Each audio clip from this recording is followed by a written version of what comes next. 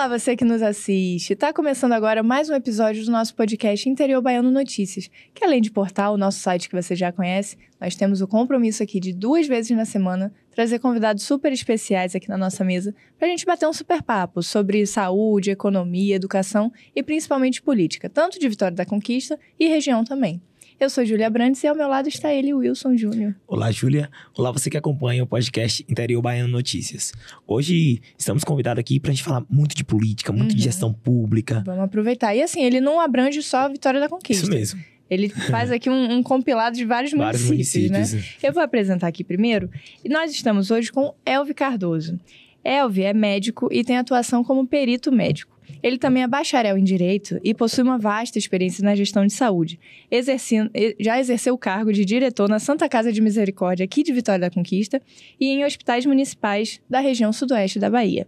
Atualmente, Elvi ocupa a superintendência administrativa da União dos Municípios da Bahia, a UPB.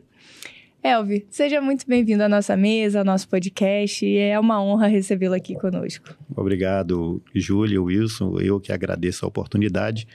É muito satisfatório para a gente conversar, né, sobre política, conversar sobre as questões de saúde, que é uma área que eu atuo desde de cedo e gosto demais, né? E a política é aquela coisa que entra na gente, mas não sai. Uhum. Você pode até não ficar na política partidária, não ser candidato mais, mas ela está sempre voltando e a gente está sempre interessado e acompanhando as coisas que acontecem. Que maravilha. Então, nosso papo aqui vai ser daquele jeito.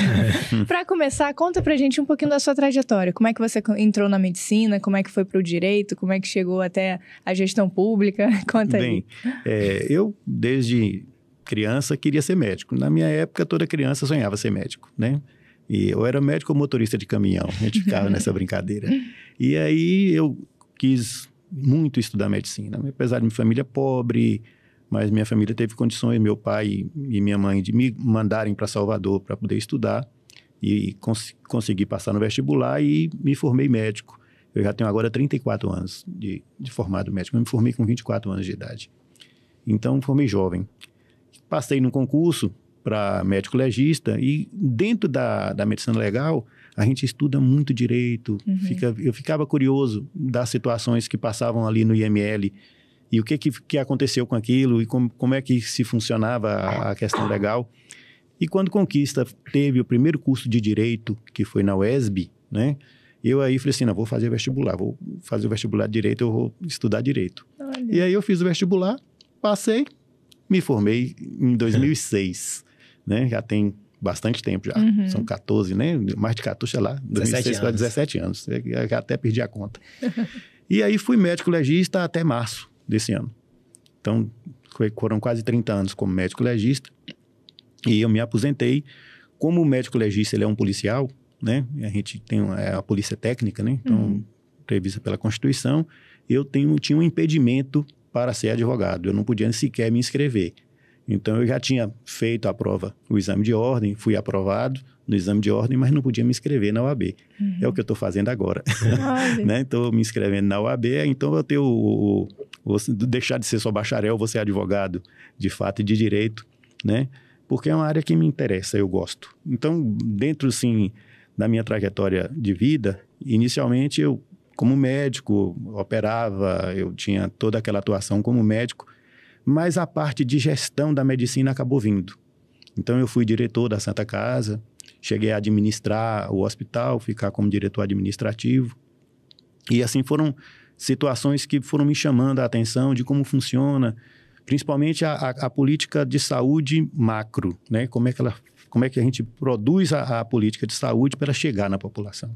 Então, nós fizemos algumas transformações grandes dentro da Santa Casa. A gente assistiu a municipalização plena da saúde aqui em Conquista, que aconteceu pelo município em 1999, acho que foi isso, na época do governo de Guilherme.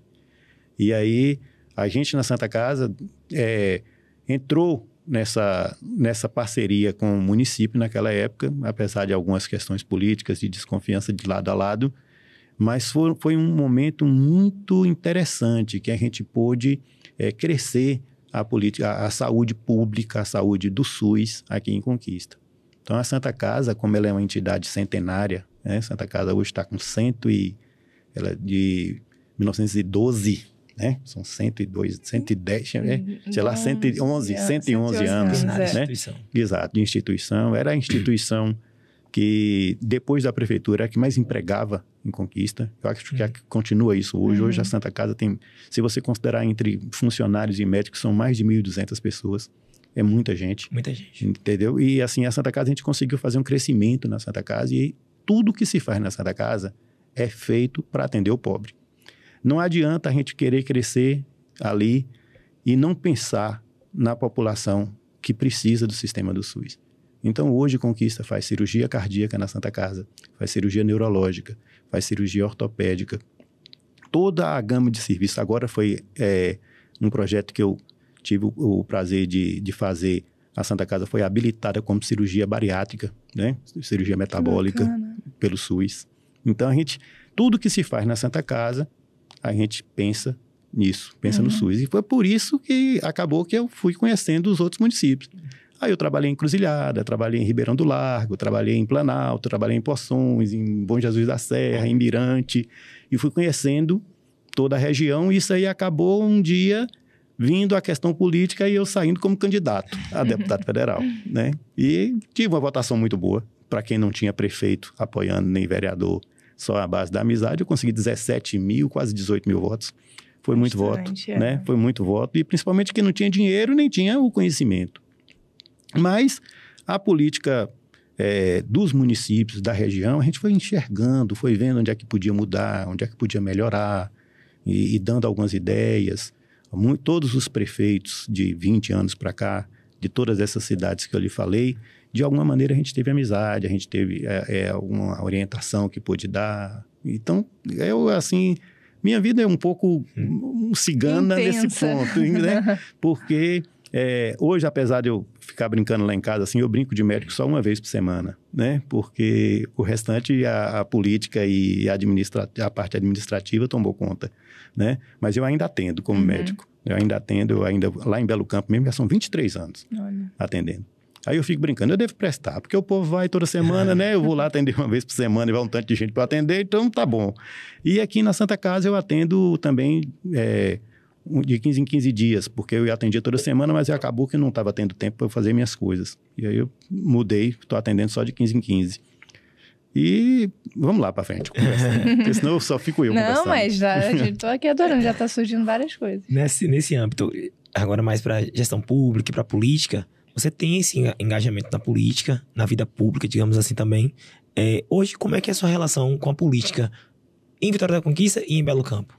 Olha, veja só, hoje eu tenho uma atuação política em Belo Campo, porque sou eleitor de Belo Campo, já há algumas eleições, né? Me mudei para lá, do ponto de vista político, né? Eu faço um acompanhamento da gestão de Quim, um assessoramento a ele já há algum tempo, e agora mais próximo, a partir do momento em que ele assumiu a presidência da UPB.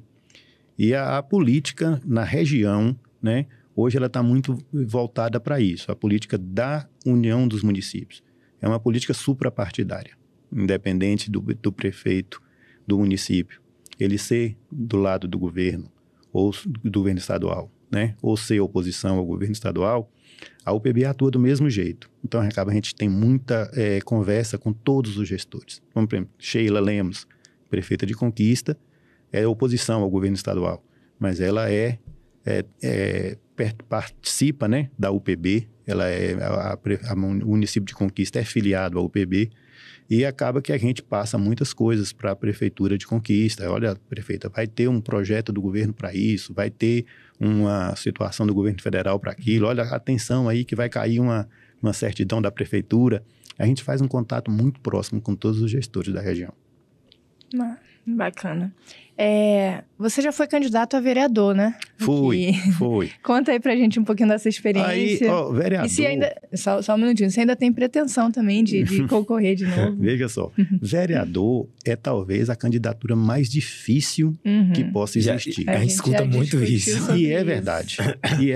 Eu tive, para deputado federal, quase 8 mil votos em Conquista. Ah, você foi para deputado também? Eu fui candidato a deputado federal. Né? Aí eu tive quase 8 mil votos em Conquista.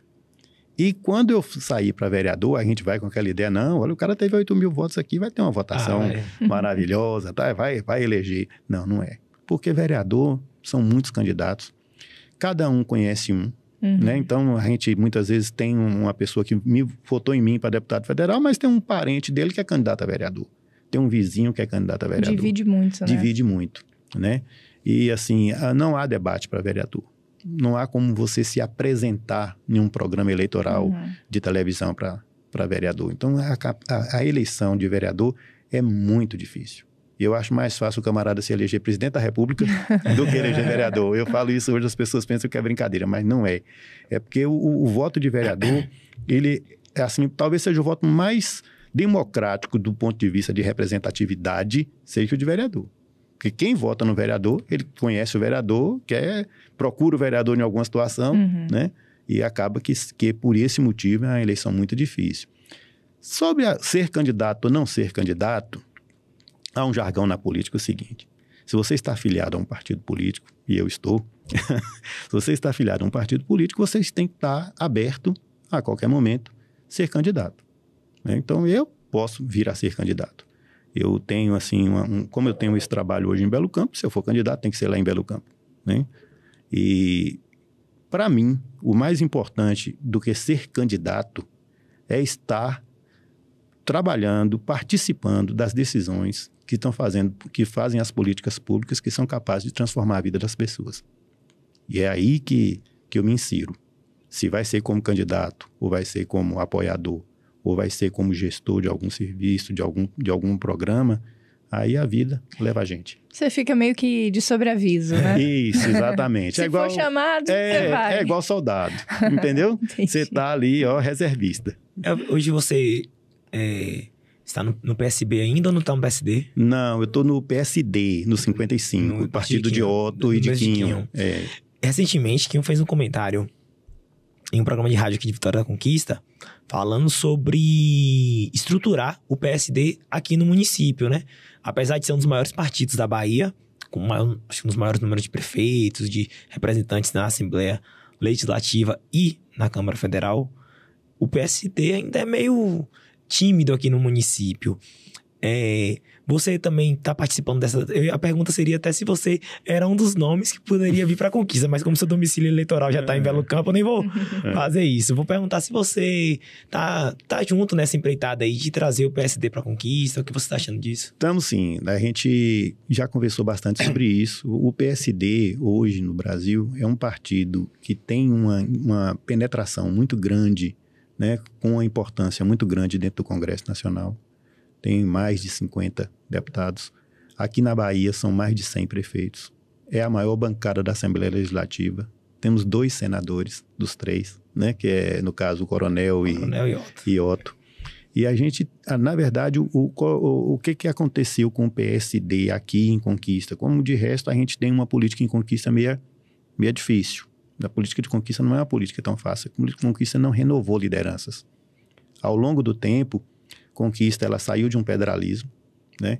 Entrou em um guilhermismo, e a oposição, ela nunca se uniu, ela nunca se aliou em torno de uma proposta de fazer um partido político.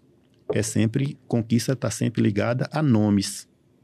Então, foi Guilherme, não foi o PT, na época Guilherme era PV, né? Depois que ele foi para o PT, era Pedral, né? Foi Murilo, que era ligado a Pedral, e depois a gente teve Erzen, que era um radialista, que tinha uma penetração social grande por conta do programa de rádio, né? Mas não foi por partido, tanto que ele foi candidato, acho que 3 vezes até o momento que ganhou, e foi por partidos diferentes, né? E acabou que quando entrou na prefeitura mudou de partido, né? Então, construir um partido político em Conquista sempre foi difícil. Então, a gente começou a fazer um planejamento de como é que isso pode ser feito. E a gente está dentro desse planejamento, de construir um PSD grande, um PSD forte aqui em Conquista, com capacidade de ter candidatura a prefeito, com uma boa chapa de vereadores, né?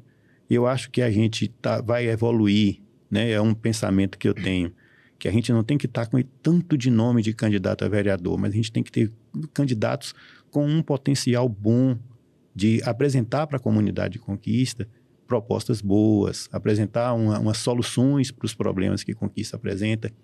E a parte ideológica, ela deve ser, né, para a vida pessoal.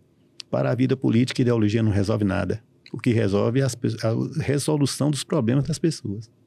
Então, acho que Conquista precisa de um partido forte, um partido de centro, como é o caso do PSD, né, que não tem uma vertente ideológica tão forte. É um partido que tem a condição realmente de crescer por esse motivo. E vamos trabalhar para isso. Eu já falei com o Quinho, a gente continua...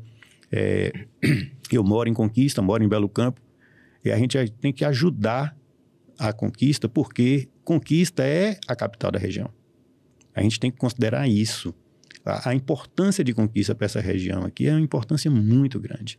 Então, quando Conquista ela tem influência política, ela consegue influenciar no governo, ela consegue liderar a região como um todo cresce. Quando Conquista reflui, a região perde. Atualmente, a UPB também permite esse tipo de contato com diversos prefeitos de estar exercendo, digamos assim, essa relação política, né, que a gente fala. Você contou um pouco da sua atuação da atuação na UPB, de como é esse contato com os prefeitos e tudo.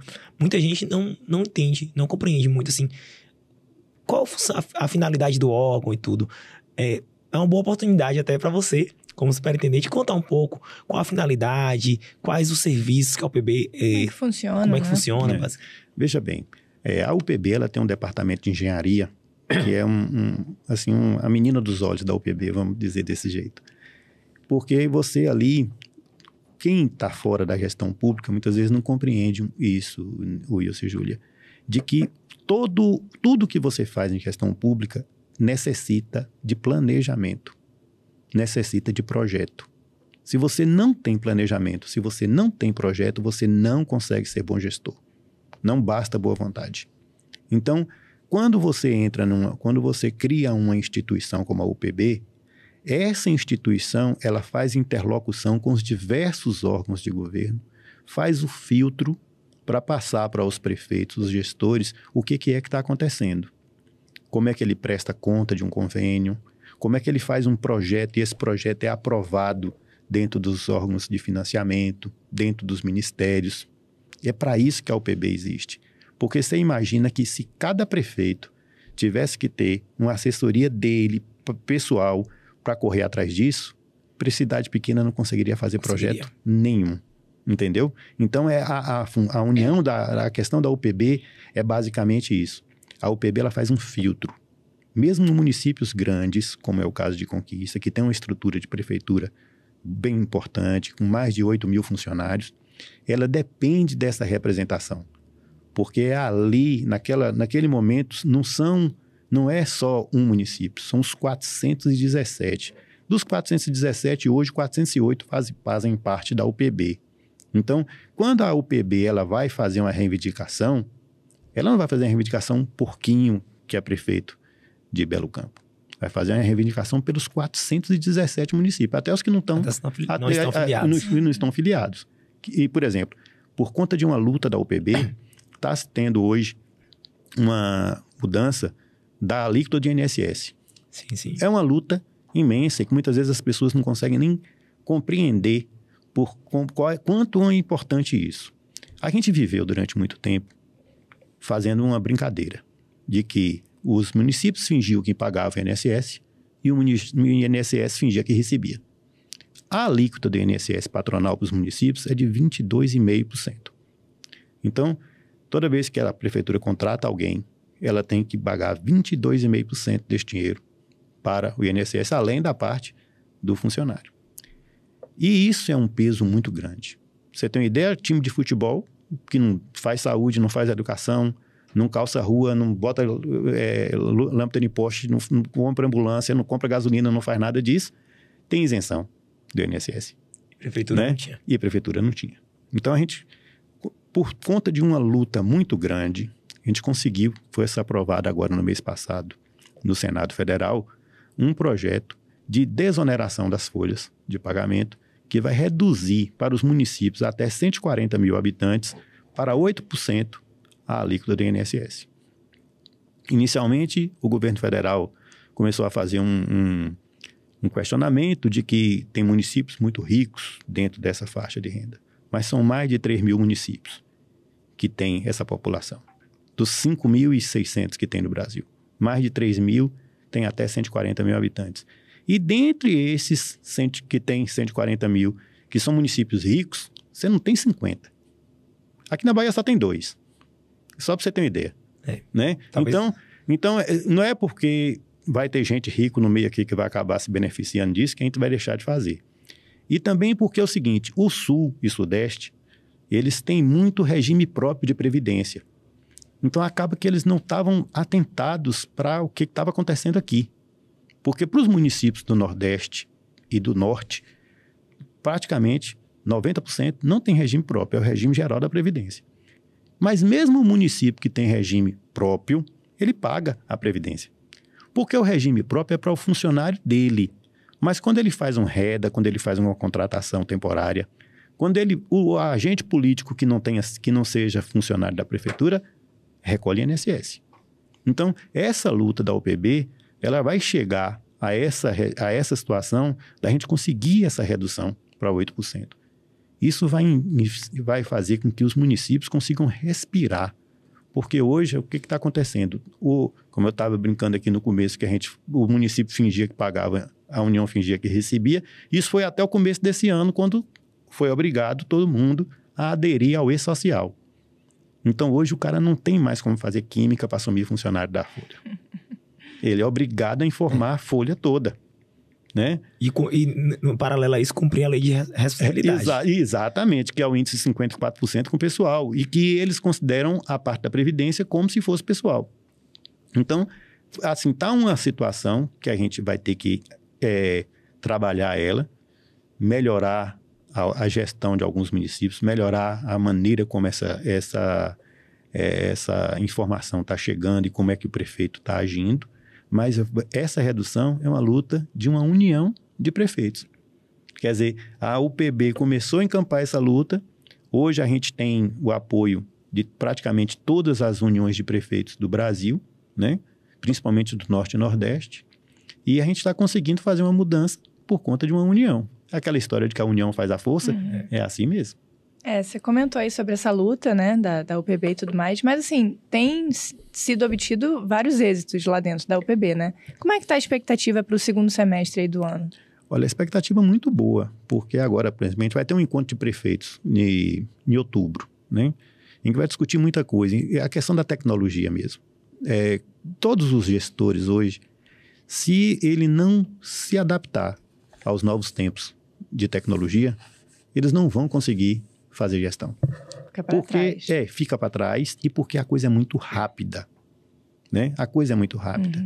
Antigamente, um prefeito deixava de cumprir uma obrigação de um convênio, o governo federal só ia cobrar isso daqui 1 ano, 2 anos. Hoje em dia, não. A medição é feita por satélite. Você bota um sistema na prefeitura e o cidadão em casa pode saber onde é que a prefeitura está fazendo uma escola, né? Hoje, com um aplicativo, hoje com um aplicativo, antigamente você tinha um buraco na rua, você ia ligar para a prefeitura, hoje não, com um aplicativo você pode fazer isso. Então, a tecnologia voltada para a gestão é o que vai fazer com que o Brasil avance ainda mais. A gente tem tido muito avanço, o Brasil melhorou muito, e tem gente que fala que o Brasil andou para trás, não, o Brasil melhorou consideravelmente. Eu posso lhe dizer, porque eu sou de uma época que a gente teve começo dos anos 70, teve um surto de meningite no Brasil. Foi feita uma campanha de vacinação. Vitória da Conquista, naquela época, era uma cidade que tinha quase 100 mil habitantes, né? Só tinha um posto de saúde. Um único posto de saúde. Para se fazer essa campanha de vacinação, foram utilizadas igrejas, foi utilizada associação de moradores, escolas, para poder as pessoas irem se vacinar, né? E hoje, você chega aqui em Conquista, são mais de 40 PSFs, acho que são 60, parece, né? Posto de saúde você tem em todos os bairros. Então, o Brasil ele melhorou muito. Na época que eu era menino, a mortalidade infantil no Brasil era de 30 por 1000. Hoje não chega a 6. Então, a gente tem uma expectativa de vida comparada aos grandes países da Europa. 75, se a gente não tivesse tanta gente morrendo de acidente e assassinado, gente jovem, a expectativa era melhor ainda. Então, eu acho que o Brasil melhorou muito e graças a políticas públicas e ao avanço da administração pública. E vai ter que avançar. Ou avança ou morre. Uma pausa aqui rapidinho só para contar para vocês, que você já sabe, mas a gente adora reforçar, que é interiobaiano.com.br, o nosso site, o nosso portal, diariamente atualizado com várias notícias de Vitória da Conquista, da região. Da região como todo, né? Como todo. Então, assim, acessa lá, fica de olho, tem os desdobramentos dos nossos podcasts, convidados que já passaram por aqui. Então, assim, fica ligado lá, interiobaiano.com.br. Isso aí. E tem também. Por favor, quem fale aí. acompanha pelo YouTube não pode deixar de navegar por este canal. Esse canal é maravilhoso, gente. Verdade. Primeiro você se inscreve, né? Importante. Aí você dá um joinha na entrevista aqui, se você tá curtindo, informações sobre a UPB, sobre política. E ativa o sininho pra ficar ligado nas próximas entrevistas e em tudo que sai no canal. Porque o canal tem lá uma playlist só de cortes, que são momentos destacados das entrevistas. E uma playlist com todos os episódios completos. Você pode ver lá que o presidente da UPB, a UPB que a gente tanto fala aqui, né? Já passou o Quinho, aqui. o prefeito de Belo Campo, já passou por aqui. Então, assim, e outros prefeitos da região, que falaram também sobre esses temas que a gente tá falando aqui, que aí você pode ver uma visão, falar, deixa eu ver o que a prefeita de Aracatu falou, o que o prefeito de Poções falou, você vai ter tudo lá. Tá tudo lá, então acessa, não fique de fora, tá bom? É isso aí. Bom, agora a gente vai entrar para uma parte, mas vamos tentar filtrar mais aqui para conquista, né? Conquista Belo Campo, a gente vai falar os dois agora. Tá, hoje a gente vai fazer uma mistura dos dois. Mas, puxando um pouquinho para a conquista, conta pra gente o que você tem achado, o que você tem observado da atual gestão da prefeita Sheila Lemos. Olha, eu acho assim, a Sheila, talvez ela nunca esperava que fosse ser prefeita de Conquista, e isso aí cobrou e cobra dela uma conta alta. Porque Conquista é uma cidade com 370 mil habitantes agora, com uma complexidade administrativa muito grande, né? Uma Câmara de Vereadores em que o prefeito ele precisa de um jogo de cintura, precisa de uma capacidade de conversação, né? Para além de uma coisa de estar se trocando por favores, esse ou aquele, para você administrar, e que o prefeito ou a prefeita precisa de uma liderança. Então, logo de início, o que eu notei da Sheila foi assim, uma timidez em dar à gestão a cara dela. Ela entrou por trás de um rosto de Ezen e ficou durante muito tempo ainda assim, né? Como se ela não fosse a prefeita, como se ela fosse uma impostora, na verdade, coisa que ela não é. Ela foi eleita. Ela foi eleita. Quem votou em... Exato. Quem elegeu Ezen elegeu a Sheila, né? Quis o destino. Todos nós que estamos aqui, a gente só tem duas certezas na vida, que nós vamos morrer, que vamos pagar imposto, né? Não tem mais nenhuma. Então, quis o destino que ela chegasse à prefeitura.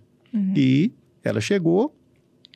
Inicialmente, eu acredito que não acreditava muito ela própria no que estava acontecendo e foi tomada por um certo assombramento da grandeza que é um município. Né? Exato, um susto, uma prefeitura muito grande.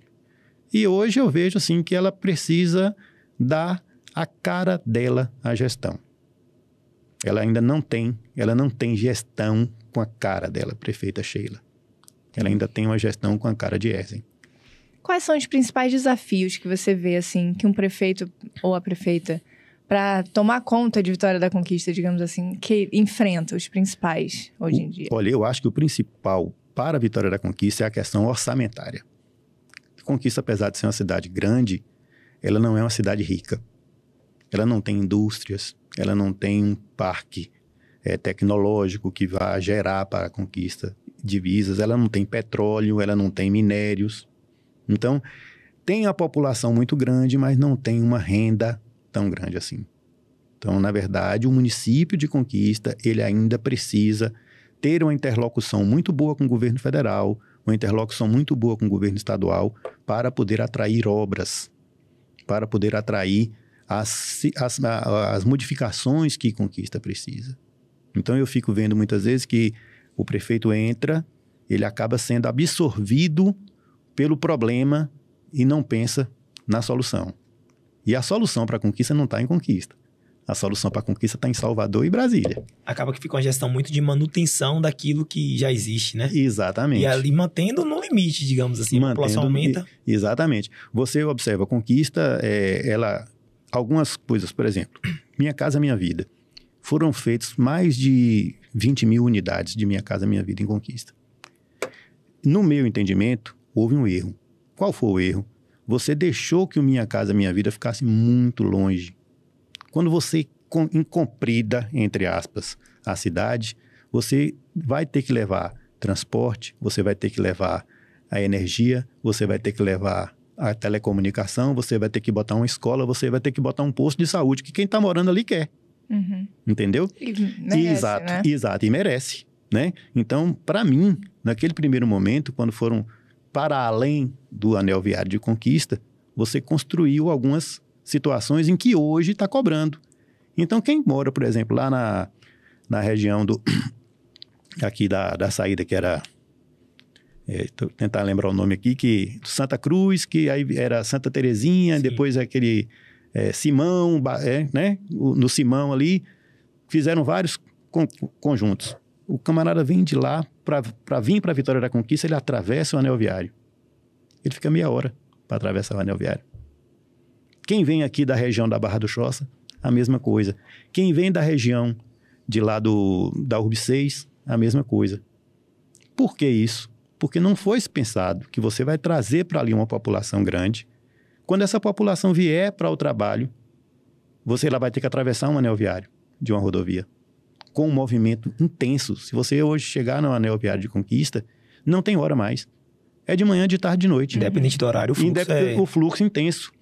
Então, você sai aqui na saída para Itapetinga, por exemplo, você pega um engarrafamento que você chega quase na porta do shopping, no horário de pico, para a pessoa atravessar para o outro lado. Quem vem também, o contrário. Então, viadutos, alças, outras rodovias, outras avenidas para você tirar o fluxo das avenidas principais, para você dar alternativa. Então, na verdade, assim, conquista ela tem que ser pensada no macro, hoje, para corrigir essas distorções que foram feitas, porque daqui uns dias vai ter que duplicar esse anel viário. Então, é uma outra coisa que o prefeito já tem que pensar hoje, porque ela não acontece hoje, mas vai acontecer daqui a 20 anos. E na hora que acontecer, é igual o problema que você tem na Estrada da Barra hoje. Deixaram construir de junto. Quando duplicar a avenida, vai ficar passando na porta da casa do cara. Entendeu? Então, eu acho que o gestor de uma cidade como Conquista, ele não pode pensar como um gestor de uma cidade pequena, ele tem que pensar como gestor de uma cidade grande, né? Como é que nós vamos desenvolver a região para a gente ter renda para essa população, para a gente ter emprego para essa população, né? E para a gente poder fazer uma cidade cada vez melhor. Que eu ainda acho que Conquista do interior da Bahia, das cidades grandes do interior da Bahia, ainda é a melhor. Mas ainda precisa muita coisa. Você tem uma atuação como médico e como gestor na área de saúde, em hospitais e tudo. Como você enxerga a gestão de saúde? Aí eu não vou trazer para a Conquista, falar como nos municípios, né, do interior da Bahia. O que é possível fazer para solucionar problemas que vão dar atenção básica a problemas na regulação, a fila por exames e procedimentos. O que hoje é possível fazer? O que falta, na verdade, para que esse serviço seja otimizado? Olha, veja bem. Essa questão da regulação, recentemente eu estive em São Paulo, pela UPB, visitando a CROSS, que é a Central de Regulação de Serviços de Saúde do Estado de São Paulo. Ela é gerida por uma associação que é ligada à Escola Paulista de Medicina, né? Pela Escola Federal de Medicina de São Paulo.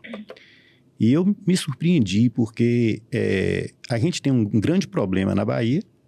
A gente foi lá conhecer a experiência para poder trazer para cá. E o que a gente notou, que foi uma coisa que me chamou bastante a atenção. A primeira coisa para você resolver o problema da regulação é você conhecer o seu sistema, saber onde você tem resolução para as coisas. Então, a primeira coisa é isso. Hoje a gente não precisa, com a internet, com a tecnologia, eu não preciso mais ter uma regulação regionalizada. Eu posso ter uma regulação em Salvador, e no momento que uma pessoa de Belo Campo ligar para a regulação, chamar o serviço de regulação, vai aparecer quais são, até um raio de 100 km de Belo Campo, onde é que resolve aquele problema. Então, é tecnologia.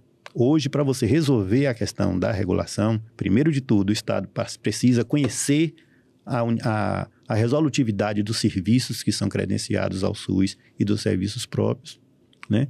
E aí você passa a trabalhar na captação dos problemas que você tem. Então, por exemplo, se você tem um problema ortopédico, né? Não é justo que eu pegue um paciente de Belo Campo e coloque para operar em Ribeira do Pombal, cara, daqui a 600 quilômetros. Quer dizer, eu vou mandar para Ribeira do Pombal uma criança para operar um antebraço.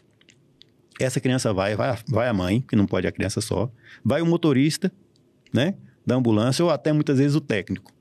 Aí vai lá, 5 pessoas para lá.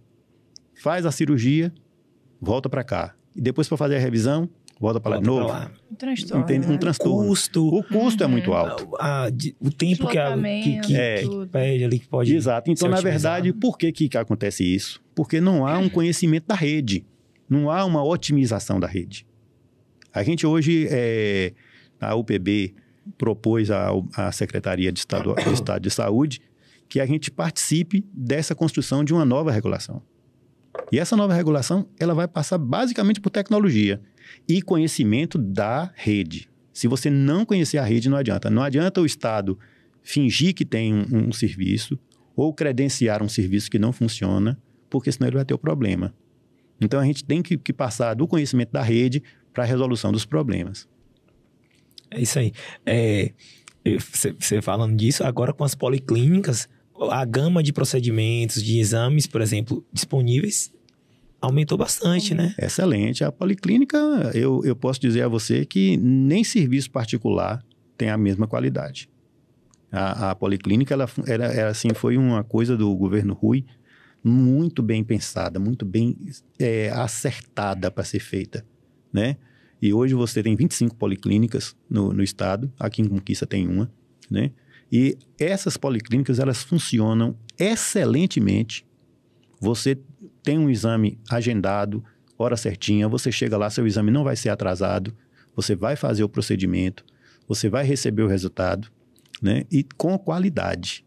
Eu acredito que foi o grande diferencial na média complexidade, na média e alta complexidade, foi justamente na atenção especializada, foram as policlínicas. Ainda vamos demandar mais, que saúde é assim, quanto mais você oferece, mais vem demanda, porque as pessoas muitas vezes não têm acesso ao diagnóstico. Sim. Muitas vezes você vê a pessoa falar, hoje em dia morre mais gente de câncer do que antes.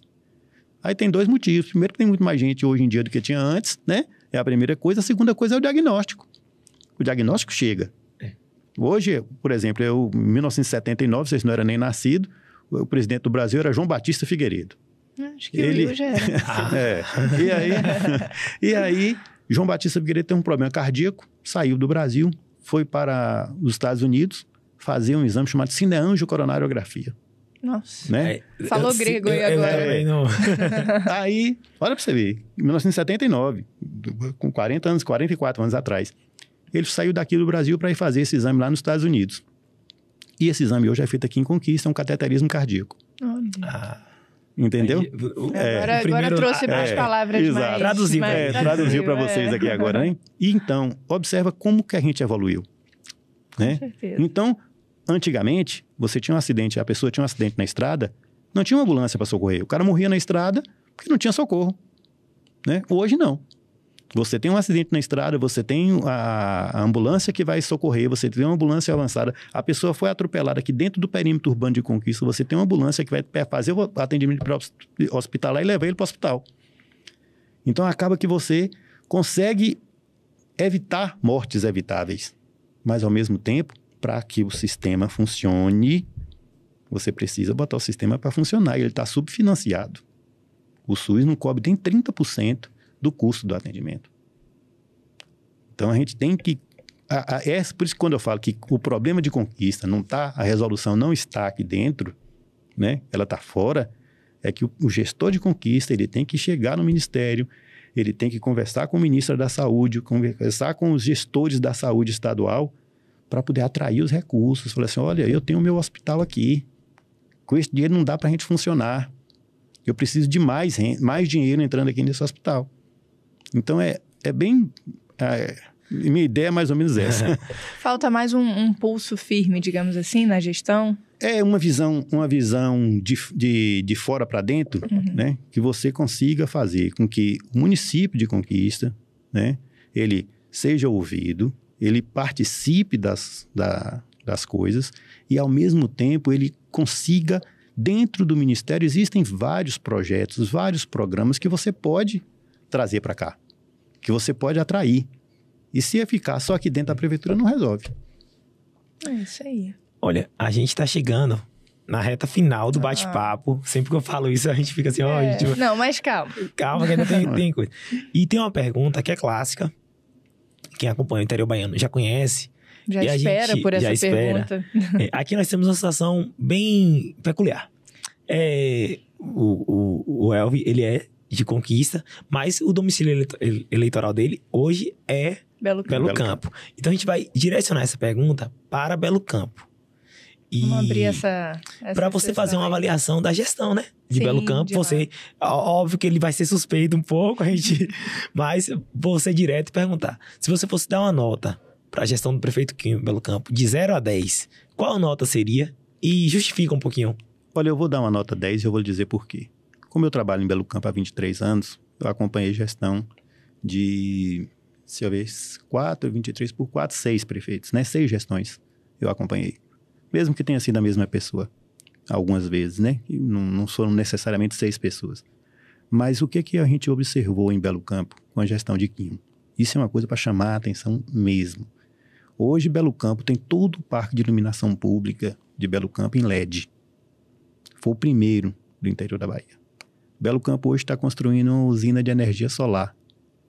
Então, ela vai ter sustentável toda a energia que o município, quando eu digo município, são os órgãos do município, os prédios municipais, escolas e a iluminação pública sustentável. Então, é uma transformação muito grande. Belo Campo vai chegar agora no final da gestão de Quinho com 100% das ruas pavimentadas. Você não conhece, no interior do Nordeste do Brasil, uma cidade com 18 mil habitantes que tenha conseguido isso. Então, houve uma transformação para melhor nos índices de educação, nos índices de saúde em Belo Campo, que é uma coisa que salta aos olhos. Hoje a gente vai ter, dentro desse encontro de prefeitos, 7 políticas públicas de destaque do governo do estado. 4 são em Belo Campo. Então, realmente, a gestão de Quinho em Belo Campo foi uma gestão vitoriosa, está sendo uma gestão vitoriosa, pelo foco,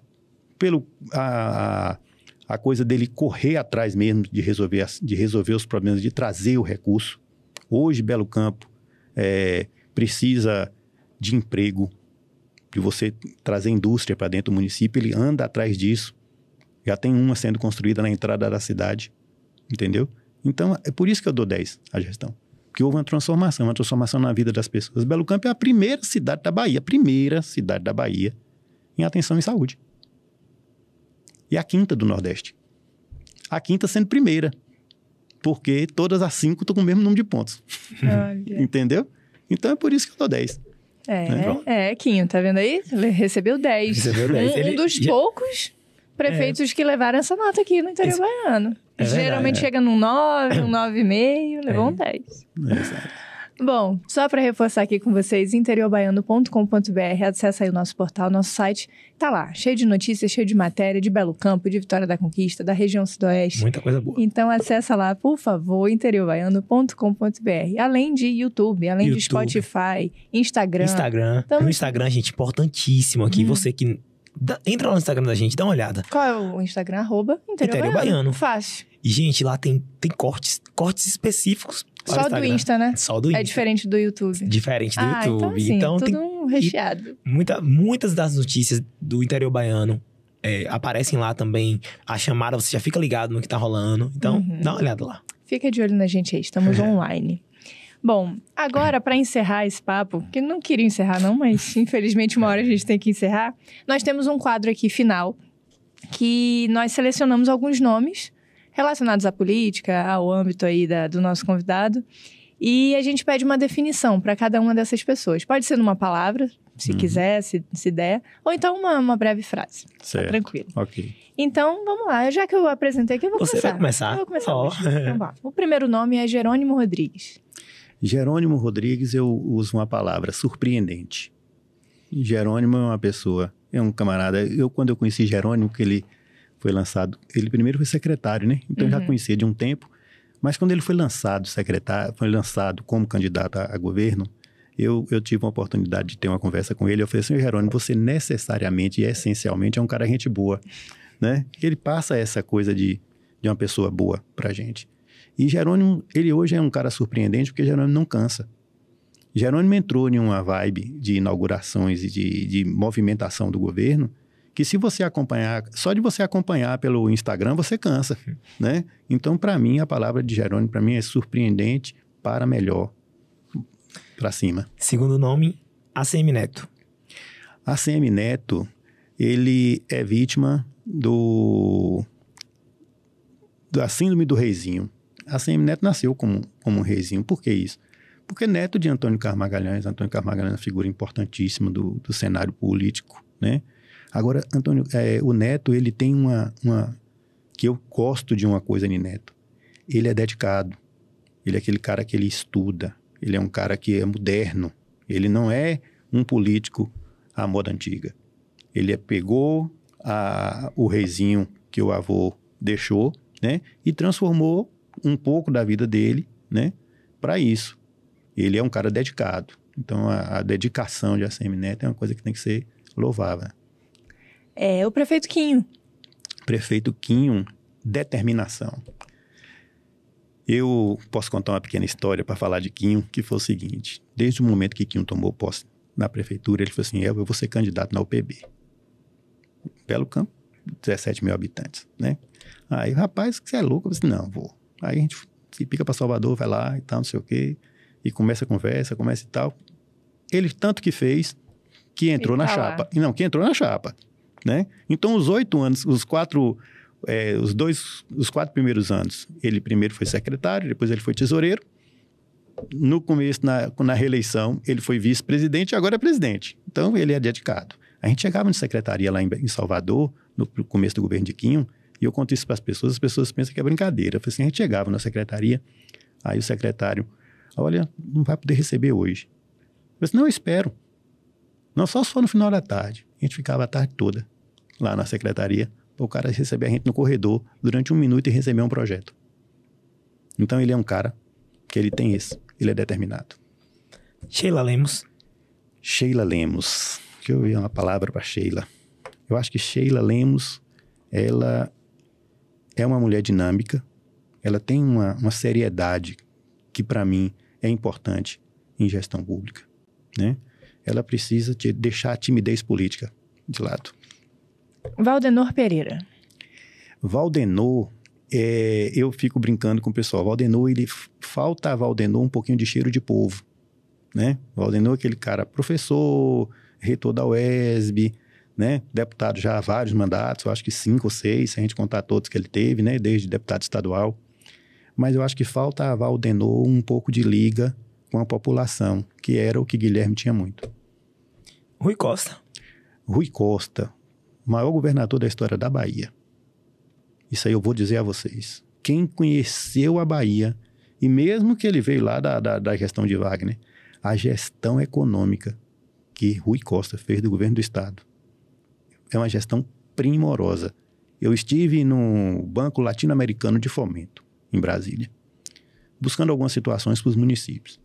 E lá eu ouvi uma coisa do gerente, do superintendente, né, que chama superintendente do banco, importantíssimo. Ele falou assim, olha, a Bahia, há 8 anos atrás, não podia tomar dinheiro emprestado no Banco Latino-Americano de Fomento, porque a Bahia não tinha capacidade de pagamento. Hoje a Bahia tem financiamentos, 25 milhões de dólares dentro do Banco de Fomento. As 2 cabeceiras de pista que vão fazer para a ponte Salvador-Itaparica, é o Banco de Fomento que vai prestar esse dinheiro. Já está liberado.